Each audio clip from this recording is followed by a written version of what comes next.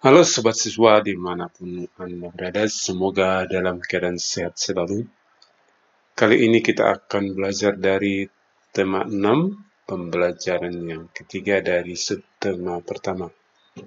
Baik, di layar terlihat tujuan pembelajaran dengan membuat kesimpulan dari bacaan manusia dengan lingkungan alam. Siswa mampu menyajikan ringkasan teks penjelasan secara benar. Dengan melakukan kegiatan pengamatan, siswa mampu mengidentifikasi interaksi manusia dengan lingkungan dan pengaruhnya secara benar.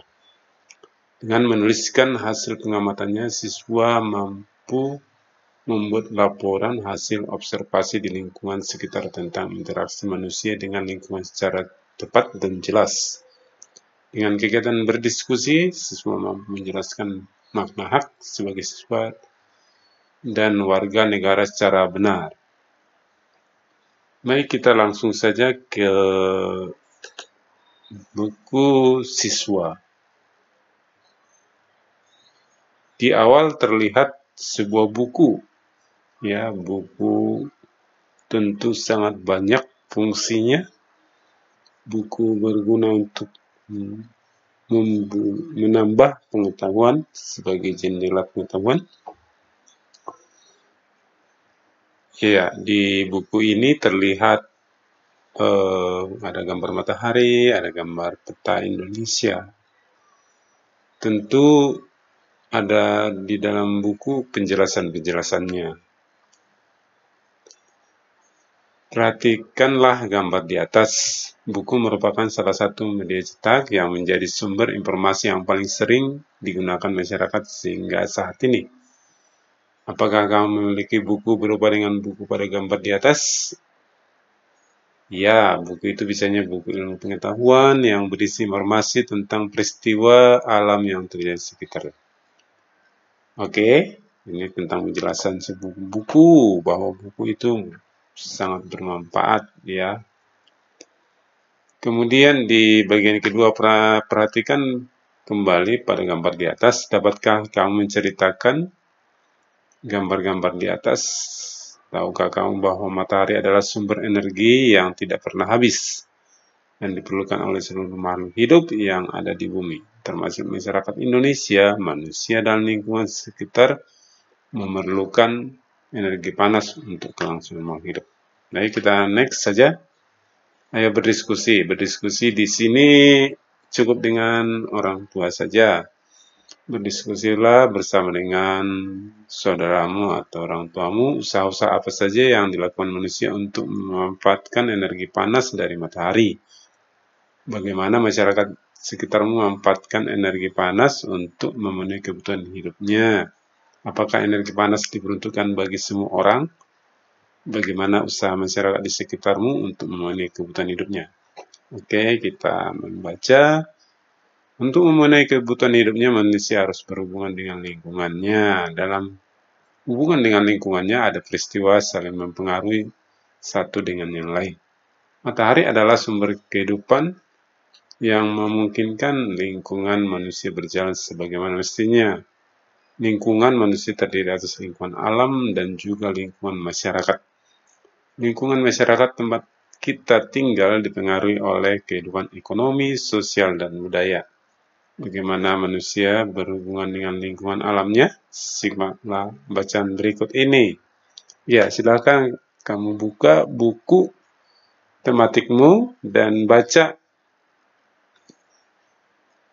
bacaan yang berjudul Manusia dengan Lingkungan Alam. Paragrafnya ada 1, 2, 3, 4, 5. Ada 5 paragraf, kamu baca ya dengan betul-betul dipahami, jangan terlalu cepat, tapi betul-betul isinya apa, diketahui setiap paragraf, supaya nanti bisa, jika ada pertanyaan-pertanyaan, bisa dijawab juga. Nah, anggap saja sudah terbaca. Ya, kita mulai mencoba menjawab pertanyaan-pertanyaan yang diberikan pada buku ini. Bacalah kembali bacaan di atas dengan seksama. Kemudian, jawablah pertanyaan berikut. Satu, apa judul bacaan di atas? Jelas, judulnya ini ya. Jangan sampai tidak tahu judulnya. Iya, yang ditandain ini.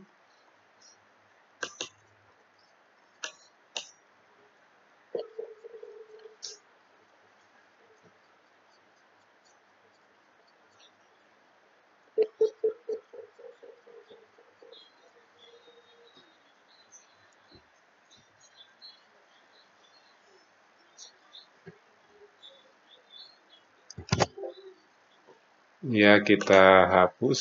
Jadi ada gangguan. Maksudnya adalah ini ya. Ini adalah judul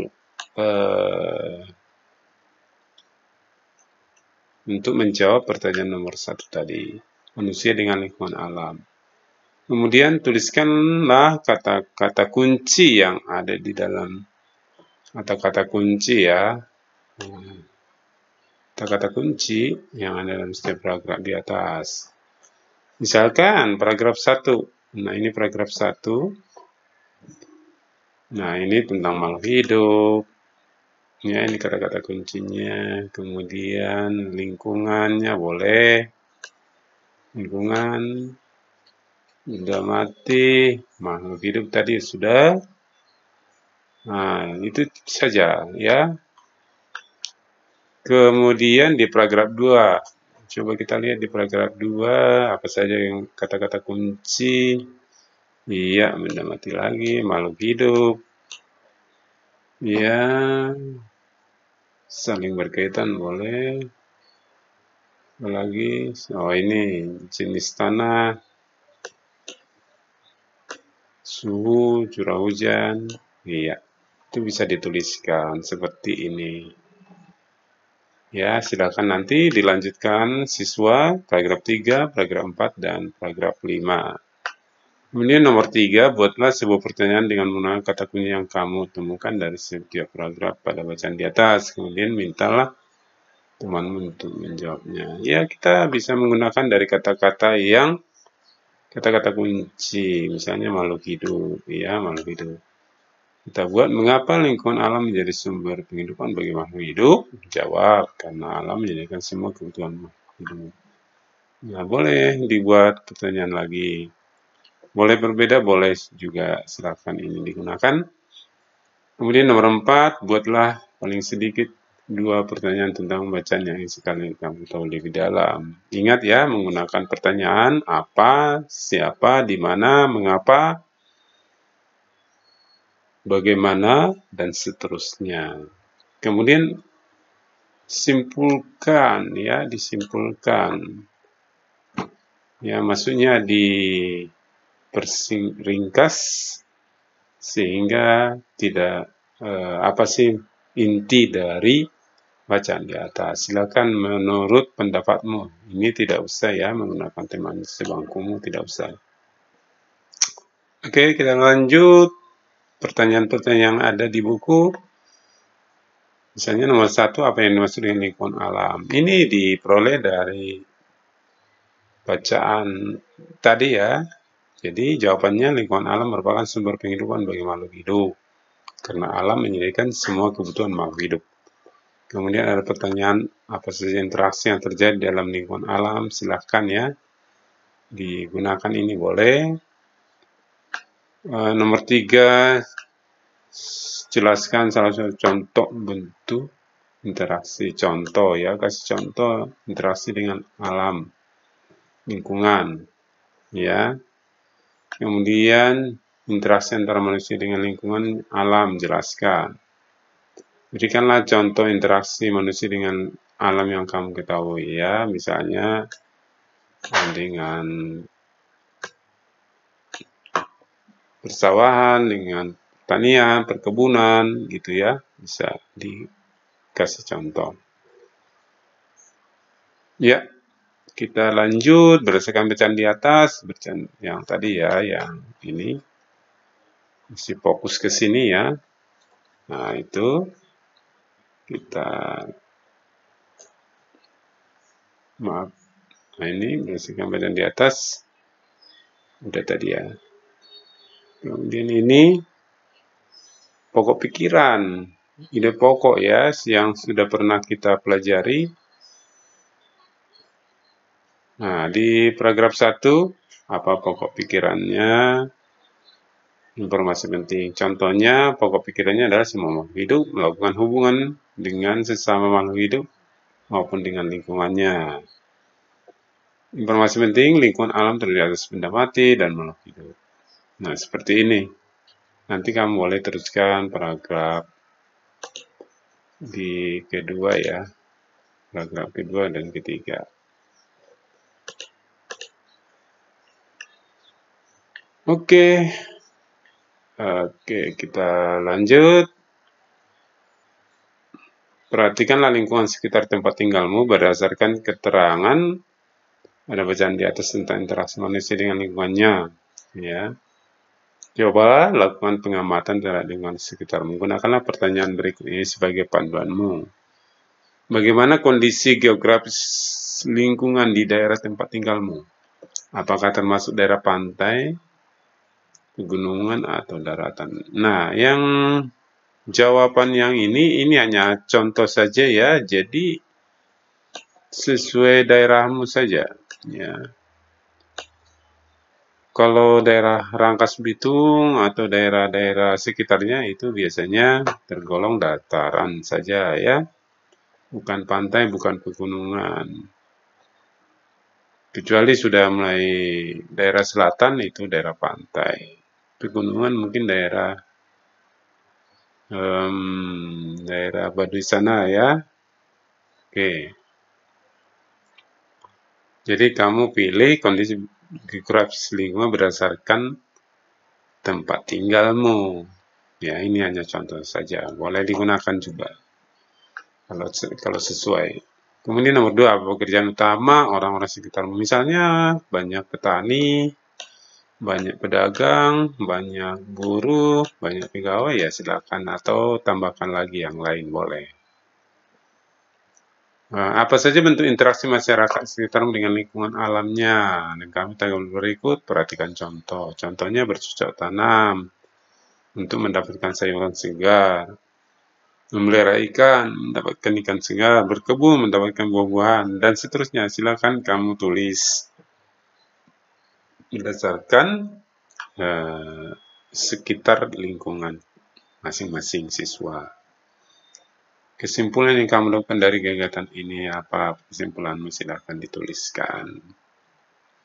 Oke, kita next tentang konvensi hak-hak anak. Silakan kamu baca paragraf demi paragraf supaya nanti kalau ada pertanyaan-pertanyaan bisa dijawab. Yang terpenting di sini ada poin utamanya adalah hak-hak menurut konvensi hak anak. Itu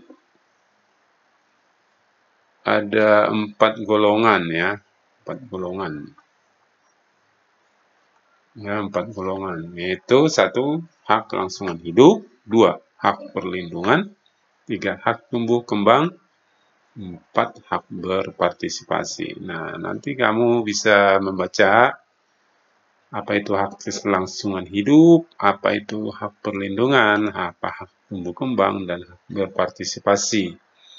Nah, dengan membacanya dengan seksama, dengan teliti, maka kamu bisa menjawab pertanyaan-pertanyaan berikut. Berdasarkan bacaan di atas, lakukanlah kegiatan berikut. 1, tuliskan beberapa kata sulit. Kata-kata sulit yang belum kamu pahami. Nah, kamu cari saja kata-kata yang sulit. Misalnya, konvensi yang tidak lazim atau umum ya. Mungkin ada kata-kata apa lagi ya?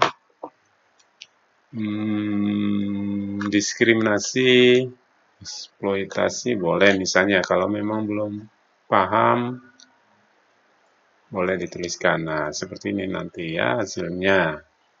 Boleh ditambahkan lagi. Kemudian, buatlah daftar hak anak yang dapat kamu dapatkan dari bacaan di atas. Catatlah hak tersebut di bawah ini. Nah, hak kelangsungan hidup, hak perlindungan, hak tumbuh kembang, hak berpartisipasi. 3, dari daftar yang kamu buat, yang ini maksudnya, tulis dan tandailah hak-hak yang sudah kamu dapatkan dengan membuat tanda tentang. Nah, ini mana yang sudah kamu dapat di antara hak langsung hidup, hak perlindungan, hak tumbuh kembang, hak partisipasi. Checklist saja ya, tanda tentang. Kemudian bagaimana kamu mendapatkan hak-hak tersebut, silahkan kamu isi di sini saja. Oke, hak-hak seorang siswa juga bisa kita sebagai pelajar atau siswa sama saja. Menurut peraturan pemerintah, ya, yang dimaksud dengan hak-hak siswa adalah sebagai berikut. Silakan kau baca, ada sampai 8 ini ya. Menurut peraturan pemerintah nomor 28 tahun 1990. Nah, hak-hak kamu sebagai pelajar boleh atau siswa boleh kamu baca sampai 8. Harus bisa kita minta hak kita ya. Nah, hak-hak sebagai seorang pelajar ini isinya ya sebanyak 8 ini ya. Ya, ini bisa dipindahkan ke sini. Ya, isinya. Oke. Silakan kamu isi hak-hak sebagai seorang pelajar atau siswa. Kemudian ada pertanyaan, hak adalah segala sesuatu yang harus dimiliki oleh setiap orang yang telah ada sejak ya lahir bahkan sebelum lahir. Nah, itu adalah pengertian hak. Oke. Demikian pembelajaran kita kali ini. Semoga bermanfaat. Silakan nanti diisi buku paketnya yang sudah dibeli. Atas perhatiannya, Bapak ucapkan terima kasih. Sampai jumpa dalam video berikutnya.